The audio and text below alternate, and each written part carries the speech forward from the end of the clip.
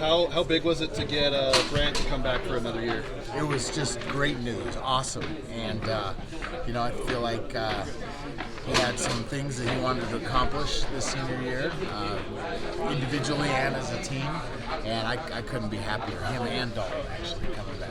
Yeah, I was actually going to ask you about Dalton. Was it kind of shocking to see him come back too? Because it kind of seemed like he was a little bit on the fence, and people were probably more shocked about Brant coming back than they were about Dalton.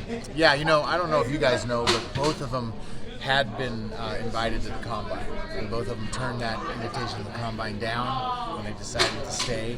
And I just think that both of them felt like there were things in their individual games and personal development to work on. Also, because of the COVID year last year, this draft coming up is kind of overloaded with players, and especially at the tight end position.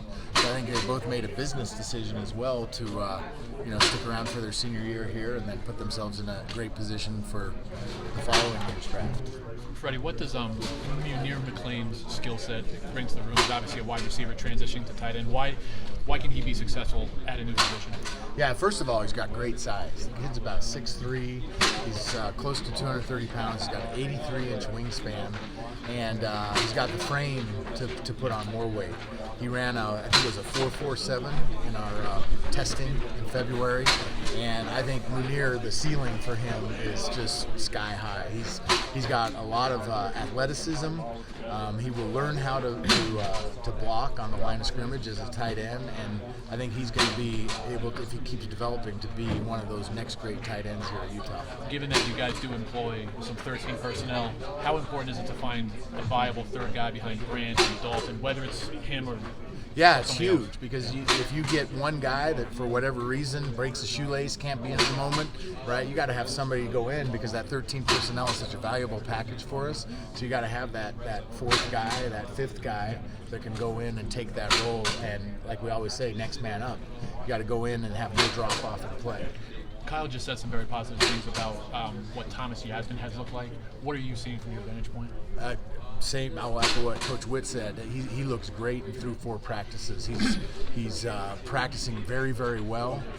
He's continued to develop his game as a guy that never had played football before he got here. He's in his 4th year, so he's a guy that we expect to be a major contributor this coming fall. Coach, I'm curious how the tight end position has evolved, especially in your time coaching the position, where it was a lot of single tight end usage before, and now it's 12, 13 personnel where you've got different types of athletes. When I first got made coach in 2016, Coach Roderick was the OC, and we did use some tight ends that year, and then Coach Taylor came in, and he's known as a spread guy, and so even with that, we did use some 11 and 12 personnel, but with Coach Ludwig's scheme, it is really run through the tight ends, right? And so we've been able to have a big role in the entire scheme, both run game and throw game.